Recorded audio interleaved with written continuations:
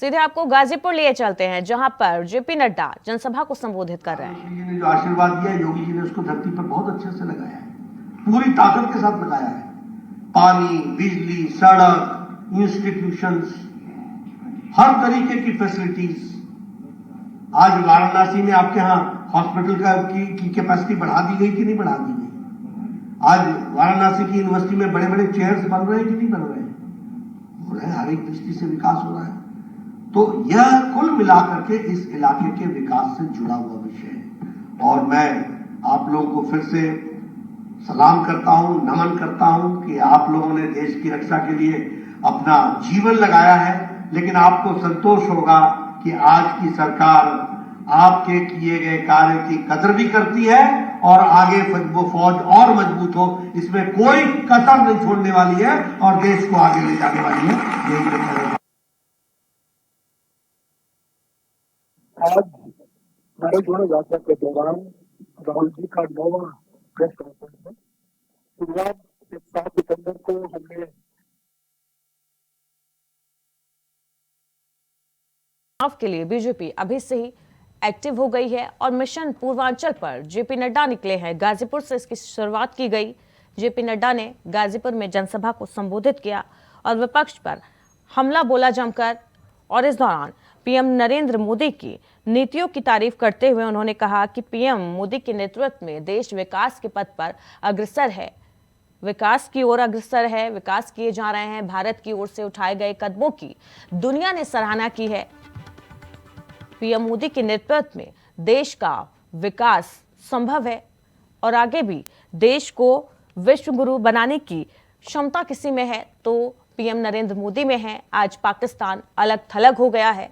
जनसभा में जेपी नड्डा ने कहा, बीजेपी के नेतृत्व में देश का विकास तेजी से हो रहा है, देश मजबूत हो रहा है। पीएम नरेंद्र मोदी के नेतृत्व में आतंकवाद के मुद्दे पर जेपी नड्डा ने पाकिस्तान को घेरा और कहा कि आज आतंकवाद अलग थलग हो गया है। आतंकवाद पर भारत की नीति पूरी तरह से साफ है। जेपी नड्डा ने साफ कर दिया है, भारत की ओर से उठाए गए कदमों की दुनिया ने सराहना की है। भारत की ओर से जो भी कदम उठाए जाते हैं देश के विकास के लिए, उसकी सराहना पूरा विश्व कर रहा है। पीएम मोदी के नेतृत्व में देश विकास के पथ पर अग्रसर है। आज पाकिस्तान अलग थलग हो गया है। वहीं आतंकवाद को लेकर उन्होंने कहा कि आतंकवाद का नामो निशान मिटाने की कोशिश में है। आतंकवाद के मुद्दे पर पाकिस्तान को घेरने की कोशिश की बीजेपी राष्ट्रीय अध्यक्ष जेपी नड्डा ने। तो लोकसभा चुनाव में यूपी में जो 2014 में जो सीटें रह गई थी, जो सीटें बीजेपी के खाते में नहीं आई थी, उन पर नजर बीजेपी की है और उन्हीं को साधने की कोशिश में रहेगी। साधने की कोशिश होगी इस बार 2024 में, जिसके लिए मिशन 2024 में बीजेपी अभी से जुट गई है। बीजेपी राष्ट्रीय अध्यक्ष जेपी नड्डा आज गाजीपुर पहुंचे, जहां पर उन्होंने रैली की, एक जनसभा को संबोधित किया और कहा कि आतंकवाद आज अलग थलग हो गया है। आतंकवाद की कमर तोड़ने का काम देश के प्रधानमंत्री नरेंद्र मोदी ने किया है। आतंकवाद पर भारत की नीति पूरी तरह से साफ है कि आतंकियों को बिल्कुल बर्दाश्त नहीं किया जाएगा। वहीं भारत की ओर से उठाए गए कदमों की दुनिया सराहना कर रही है। विश्व स्तर पर प्रधानमंत्री नरेंद्र मोदी की नीतियों की सराहना हो रही है, तारीफ हो रही है और पीएम मोदी के नेतृत्व में देश विकास के पथ पर अग्रसर है, देश मजबूत हो रहा है पीएम मोदी के नेतृत्व में। तो बीजेपी के राष्ट्रीय अध्यक्ष जेपी नड्डा गाजीपुर पहुंचे थे। सीएम योगी आदित्यनाथ भी उनकी जनसभा में मौजूद थे और यहां पर उन्होंने एक जनसभा को संबोधित करते हुए विपक्ष पर जमकर हमला बोला, विपक्ष की नीतियों पर सवाल उठाए जेपी नड्डा ने। साथ ही पाकिस्तान को घेरा, पाकिस्तान को लेकर कहा कि आज पाकिस्तान अलग थलग हो चुका है, पूरी दुनिया में पाकिस्तान का मजाक बन रहा है और पीएम मोदी के नेतृत्व में भारत का विकास हो रहा है, देश मजबूत हो रहा है। आज भारत की नीतियों की हर देश सराहना कर रहा है। प्रधानमंत्री नरेंद्र मोदी के नेतृत्व में देश मजबूत हो रहा है।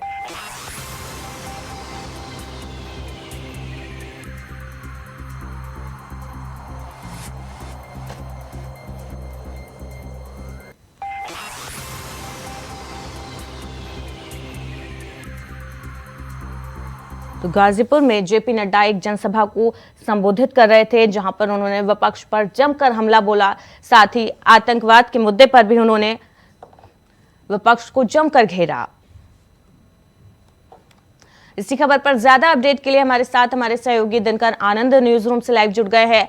दिनकर, मिशन 2024 पर बीजेपी एक्टिव हो गई है, चुनाव के लिए कमर कस चुकी है और मिशन पूर्वांचल में आज जेपी नड्डा गाजीपुर पहुंचे, जनसभा को संबोधित किया और जमकर यहां पर उन्होंने विपक्ष पर हमला बोला, प्रधानमंत्री नरेंद्र मोदी की नीतियों की तारीफ की है।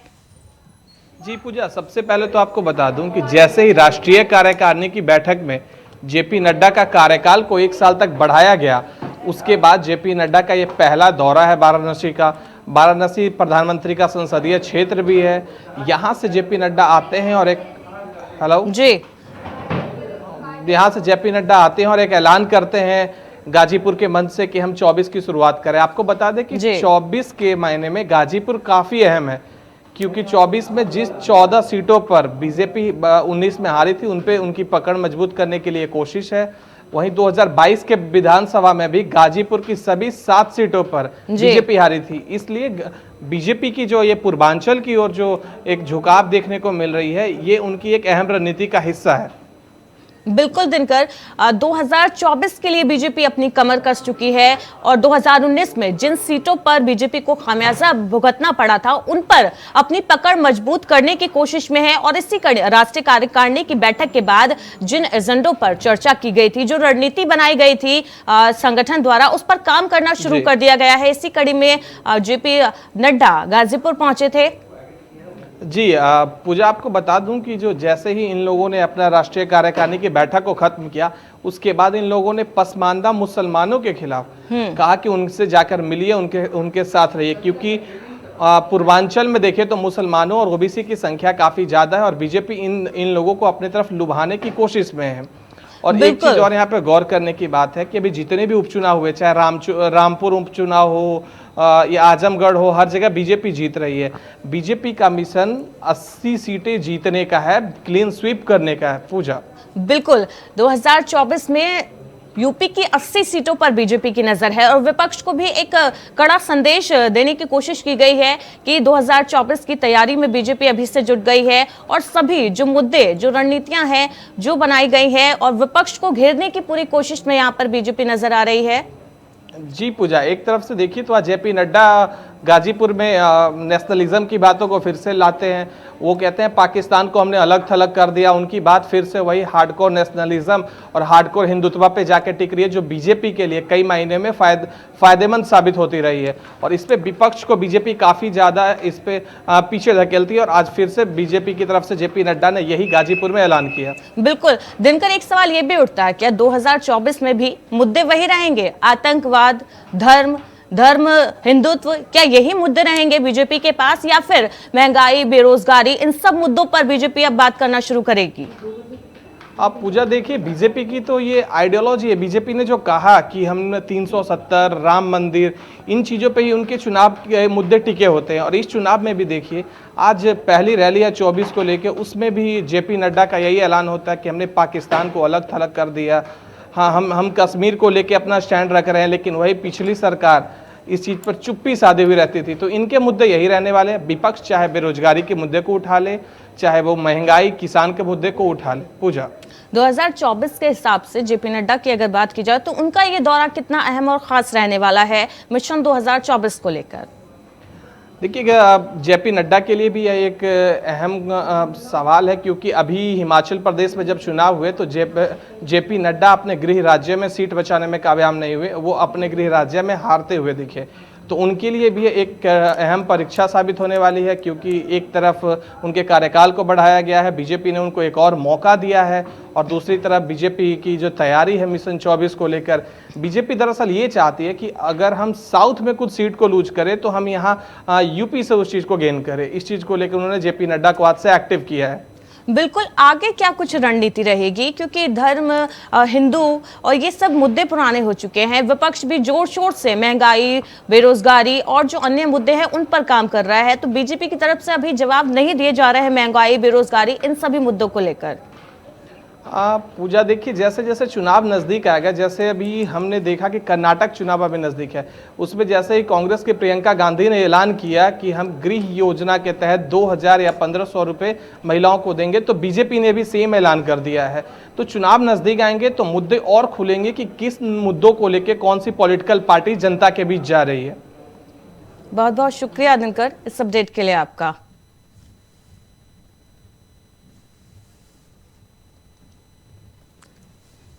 तो गाजीपुर में जेपी नड्डा पहुंचे थे, जहां पर उन्होंने जनसभा को संबोधित किया।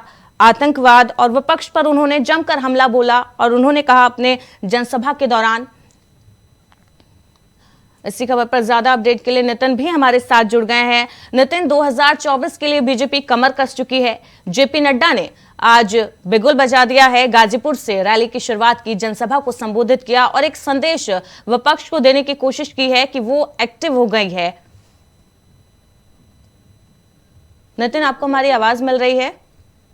देखिए पूजा, बिल्कुल जिस तरीके से आज गाजीपुर जो है पार्टी के राष्ट्रीय अध्यक्ष जेपी नड्डा वहाँ पहुंचे थे, तो उन्होंने सबसे पहले जो है बालक विश्वनाथ के दर्शन किए और बाबा विश्वनाथ के दर्शन किए थे। लेकिन उसके बाद आशीर्वाद लेने के बाद उन्होंने एक जनसभा को भी संबोधित किया था गाजीपुर में। जिस तरीके से जो है 2024 की बात की जाए तो 2024 में पूरी तरीके से जो है कमर कस ली है भारतीय जनता पार्टी का। भारतीय जनता पार्टी ने इस तरीके से कहा कि 2024 का मंथन को लेकर ही जो है के बाद जैसे मीटिंग के बाद जो है अमित शाह और तमाम बड़े बड़े नेताओं ने जो अपनी कमर कसनी स्टार्ट कर दी। गाजीपुर में आज खुद जो पार्टी के राष्ट्रीय अध्यक्ष जेपी नड्डा पहुंचे हैं और जनसभा को संबोधित कर रहे हैं। 2024 का मूल मंत्र दिया जा रहा है और कहा जा रहा है कि जिस तरीके से 2024 में चुनावों की नजदीकी आ रही है, तो उसमें किस तरीके से भारतीय जनता पार्टी अपनी जीत हासिल करे, किस तरीके से यहाँ पर जीत हासिल करेगी। बिल्कुल नितिन, यूपी की सभी लोकसभा सीटों पर, क्योंकि 2024 के हिसाब से यूपी एक अहम राज्य है, 80 लोकसभा सीटें हैं, सबसे ज्यादा लोकसभा सीटें हैं, तो सभी सीटों पर बीजेपी की नजर है। ऐसे में जो 2019 में जिन सीटों पर खामियाजा भुगतना पड़ा था, उन पर अपनी पकड़ मजबूत करने की कोशिश में है बीजेपी, और इसी की शुरुआत कर दी गई है अभी से बीजेपी द्वारा। जी देखिए, बिल्कुल जिस तरीके से आज पार्टी के राष्ट्रीय अध्यक्ष जेपी नड्डा ने शुरुआत की है, पूर्वांचल से स्टार्ट किया है, जनसभा को संबोधित किया है कि जिस तरीके से 80 सीट जो है लोकसभा की सीटें हैं यहाँ पर, तो जिस तरीके से भारतीय जनता पार्टी पिछले सीटों पर जो उन्होंने जीत हासिल नहीं की थी, लेकिन अब की बात जो है 2024 की तैयारी खुद पार्टी के राष्ट्रीय अध्यक्ष जेपी नड्डा ने कर ली और इस पर कमर कस ली गई है और कहा जा रहा है कि अब की बार भारतीय जनता पार्टी को जीत हासिल करानी है। उन्होंने विपक्ष से भी जम के हंगामा बोला और निशाना साधा, यही कहा कि विपक्ष पूरी तरीके से काम की बात की जाए तो किसानों के मुद्दे को भी उन्होंने जो पूरी करने की बात कही थी। और उसी के बाद उन्होंने आतंकवाद की बात की जाए तो आतंकवाद से भी उन्होंने कहा कि आतंकवाद से भी सरकार पूरी तरीके से निपट रही है। और उसी को देखते हुए आज जनसभा को संबोधित करते हुए खुद पार्टी के राष्ट्रीय अध्यक्ष जेपी नड्डा, तो जेपी नड्डा ने पहले यही कह दिया कि इस तरीके 2024 की जो कमर है वो अभी से कस ली गई, क्योंकि पूर्वांचल में जिस तरीके से भारतीय जनता पार्टी पिछली बार लोकसभा में कमजोर नजर आ रही थी, लेकिन अब की बार भारतीय जनता पार्टी जो है अभी से अपना मूल मंत्र देना स्टार्ट कर दिया। वहाँ के सभी सांसद और तमाम विधायकों के साथ में बैटिंग भी किया, जनसभा को संबोधित करते हुए खुद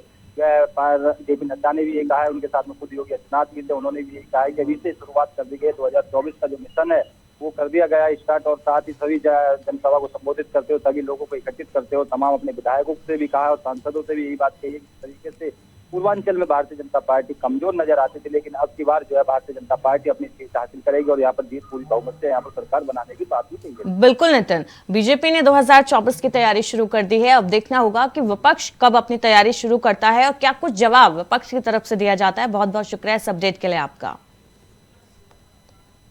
वहीं G20 की मेजबानी इस बार भारत को मिली है, जिसको लेकर आगरा प्रशासन भी पूरे तरीके से तैयार है।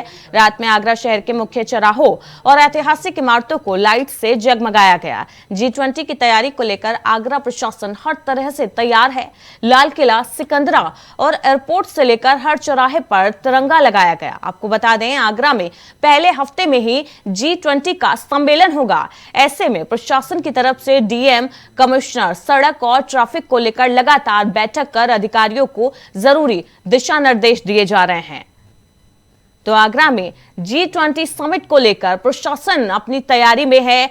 मेन चौराहों पर जो ऐतिहासिक इमारतें हैं उनको लाइटों से सजाया जा रहा है और ट्रैफिक व्यवस्था को सुचारू रूप से चलाने के लिए और व्यवस्था कंट्रोल करने के लिए जो कर्मचारी हैं, अधिकारियों हैं, उनको जरूरी दिशा निर्देश दिए जा रहे हैं। इमारतों को सजाया जा रहा है, जो ऐतिहासिक इमारतें हैं, साथ ही जो मेन चौराहे हैं आगरा के, उनको लाइटों से सजाया जा रहा है सबको। तो G20 की तैयारी को लेकर आगरा प्रशासन हर तरीके से तैयार है। हर तरीके की जो तैयारी है वो की जा रही है प्रशासन द्वारा। शहर के मुख्य चौराहों और ऐतिहासिक इमारतों को सजाया जा रहा है, लाइट से जगमगाया जा रहा है। प्रशासन कोई भी कोर कसर नहीं छोड़ना चाहता। पहली बार है जब G20 की अध्यक्षता, मेजबानी भारत को मिली है और आगरा में मेजबान पहला जो समिट है वो होगा, जिसको लेकर आगरा प्रशासन पूरे तरीके से तैयार है। आगरा शहर के मुख्य चौराहों, ऐतिहासिक इमारतों को लाइटों से जगमगाया गया। G20 की तैयारी को लेकर आगरा प्रशासन हर तरीके से तैयार है। लाल किला, सिकंदरा और एयरपोर्ट से लेकर हर जगह, हर चौराहे पर, जो भी मेन चौराहे हैं वहां पर तिरंगे लगाए गए, लाइटों से चौराहों को सजाया जा रहा है। आगरा में पहले हफ्ते में ही G20 का सम्मेलन होगा, जिसमें बड़े बड़े दिग्गज जुटेंगे। ऐसे में प्रशासन की तरफ से डीएम और कमिश्नर सड़क और ट्रैफिक को लेकर लगातार बैठक कर अधिकारियों को जरूरी दिशा निर्देश दे रहे हैं। इसी खबर पर ज्यादा अपडेट के लिए मयंक त्यागी हमारे साथ जुड़ गए हैं। मयंक, आगरा में पहले हफ्ते में ही G20 का सम्मेलन होगा, ऐसे में क्या कुछ तैयारियां आगरा प्रशासन की तरफ से की जा रही हैं? एक बहुत बड़ी मेजबानी की बात आई है, तो कहीं ना कहीं होने का आगरा के लिए सबसे पहले शुरुआत है। आपको बता दें 11 फरवरी को करीब शाम 5 बजे ये तय होना है कि 70 सदस्यीय प्रतिमंडल जो है आगरा में G20 को लेकर आने वाला है। उसको लेकर तमाम तैयारियां आगरा प्रशासन की तरफ से पूर्ण करने की पूरी तैयारी की जा रही है।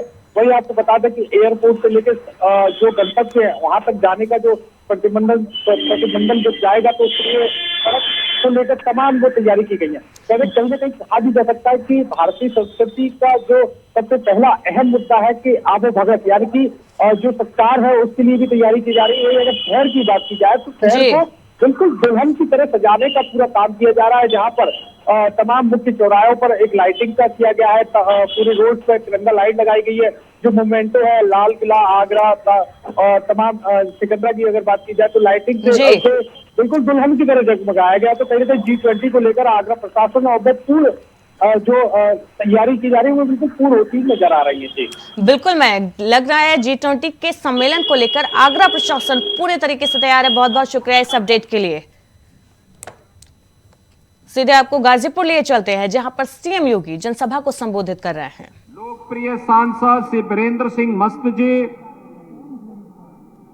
लोकप्रिय सांसद श्री दिनेश लाल यादव निरोहा जी, विधान परिषद सदस्य श्री विशाल सिंह चंचल जी, जिला पंचायत अध्यक्ष श्रीमती सपना सिंह जी, जिला अध्यक्ष भानु प्रताप सिंह जी, आज के इस कार्यक्रम में क्षेत्रीय अध्यक्ष श्री महेश चंद्र श्रीवास्तव जी, भारतीय जनता पार्टी के सभी सम्मानित पदाधिकारीगण, भारी संख्या में उपस्थित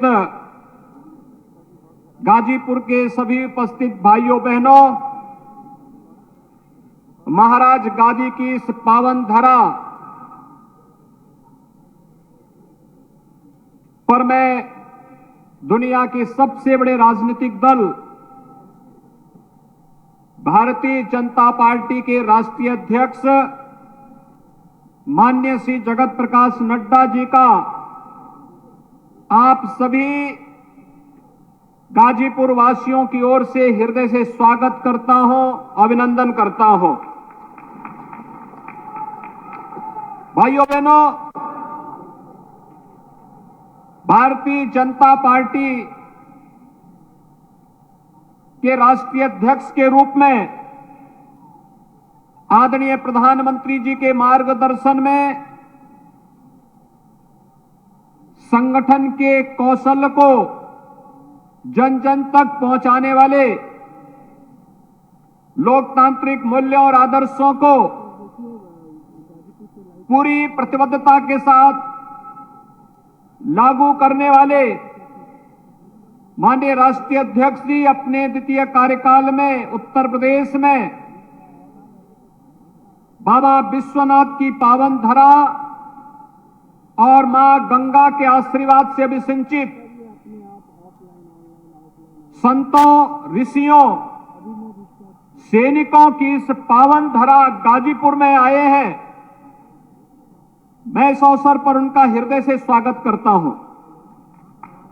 भाइयों बहनों, गाजीपुर की पहचान महाराज गादी से रही है। रामायण में इस बात का उल्लेख भी है। जब संत तुलसीदास जी अपने रामचरितमानस में इस बात का उल्लेख करते हैं, राक्षसों के आतंक से मुक्त करने का माध्यम क्या है, उस समय एक पंक्ति हम सबके मुंह में बरबसा पाती है कि गादि तनय मन चिंता व्यापी, हरि बिनु मरहि ना निशिचर पापी।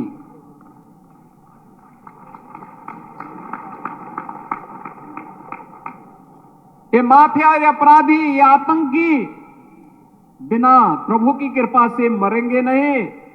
और यह बात अगर किसी एक ऋषि के मन में सबसे पहली आई थी तो इसी धरा से थे, इसी धरा से उनका संबंध था महर्षि विश्वामित्र का।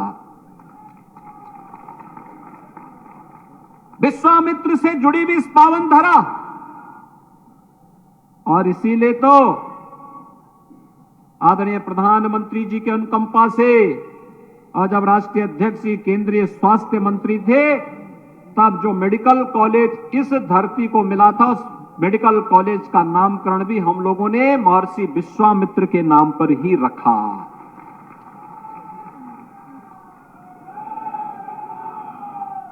भाइयों बहनों, राम हमारी विरासत है। 500 वर्षों की एक लंबे संघर्ष और साधना का सार्थक स्वरूप आज हम सबके सामने आया है। आदरणीय प्रधानमंत्री जी के मार्गदर्शन में, आदरणीय गृह मंत्री जी के मार्गदर्शन में आज अयोध्या में श्री राम जन्मभूमि मंदिर ट्रस्ट के द्वारा भगवान राम के भव्य मंदिर के निर्माण का कार्य अपने अंतिम चरणों की ओर आगे बढ़ रहा है। ये चीजें दिखाती हैं कि विरासत के प्रति सम्मान का भाव क्या होता है, और ये चीज आज हमें वहां देखने को मिल रहा है। काशी में काशी विश्वनाथ धाम, और अभी हम इससे पहले पोहारी बाबा के आश्रम में गए थे, पूर्व सैनिकों के साथ संवाद किया था। संवाद का एक क्रम किस रूप में आगे बढ़ा। गाजीपुर की धरती को तो गौरव की अनुभूति होनी चाहिए कि ऋषियों, मुनियों, संतों, तपस्वियों और सैनिकों की ओज और तेज से, साधना से पवित्र धरती पर आप सबको जन्म लेने का सौभाग्य प्राप्त हुआ है। और आज भारतीय जनता पार्टी के राष्ट्रीय अध्यक्ष जी डबल इंजन सरकार के द्वारा जो कार्य हुआ है, सरकार और संगठन ने मिलकर के जिस प्रकार का कार्य किया है, जो परिवर्तन दिखा है, एक और विकास का कार्य बिना भेदभाव के, शासन की योजनाओं का लाभ बिना भेदभाव के, और दूसरी तरफ सुरक्षा के लिए खतरा बने हुए पेशेवर अपराधी और माफियाओं के साथ किस प्रकार की कार्रवाई होनी चाहिए, उसका जीता जागता उदाहरण तो आपका ये गाजीपुर की ही धरती बना है। और इसीलिए भाइयों बहनों, आज हर एक क्षेत्र में गांव की कनेक्टिविटी हो, पूर्वांचल एक्सप्रेस वे ने तो आपकी पूरी कायाकल्प बदल दी। पहले यहां से गाजीपुर से लखनऊ जाने में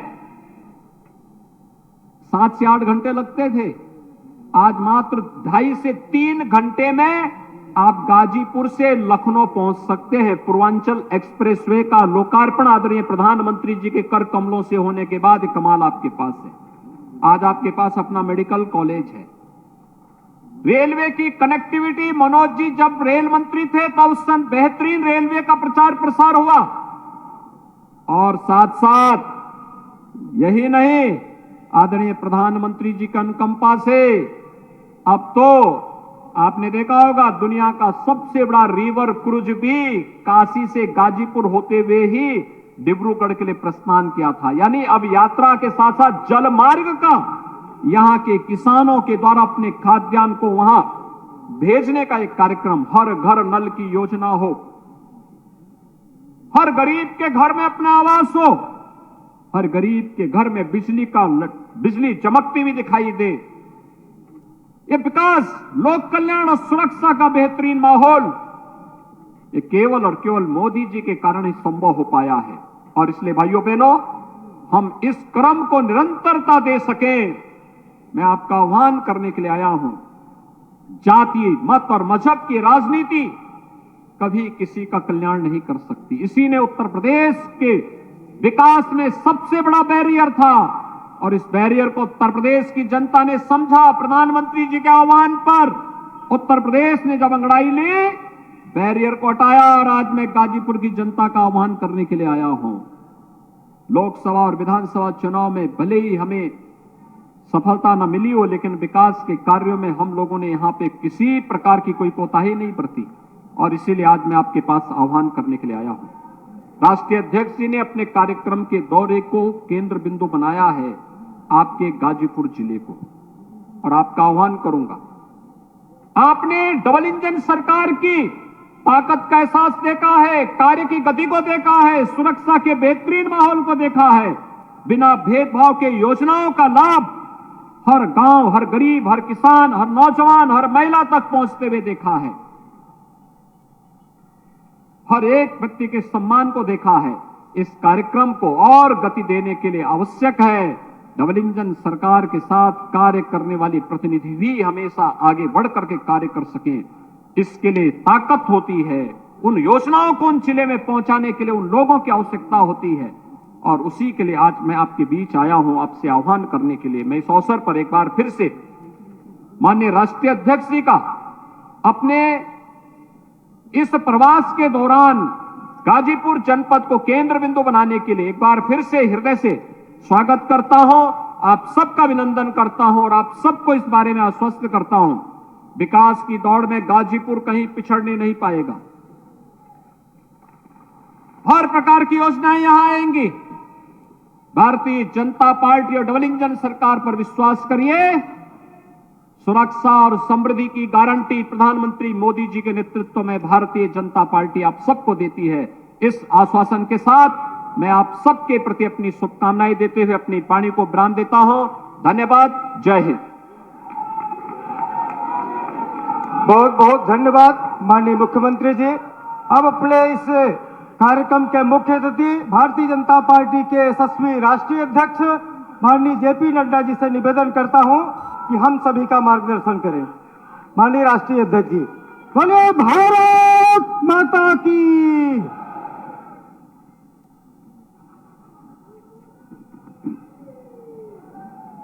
बोलिए भारत माता की, भारत माता की, भारत माता की। आज के इस विशाल जनसभा में मंच पर उपस्थित हमारे उत्तर प्रदेश के यशस्वी मुख्यमंत्री सम्मानीय योगी आदित्यनाथ जी, हमारे बहुत ही जुझारू और कर्मशील अध्यक्ष सम्मानीय भूपेंद्र सिंह चौधरी जी, हमारे यहाँ के क्लस्टर की इंचार्ज और भारत सरकार में मंत्री बहन अन्नपूर्णा देवी जी, हमारे प्रदेश के सह प्रभारी श्री सुनील भाई ओझा जी। बुलेटिन में फिलहाल इतना ही। इंडिया वॉइस पर लगातार खबरें जारी हैं।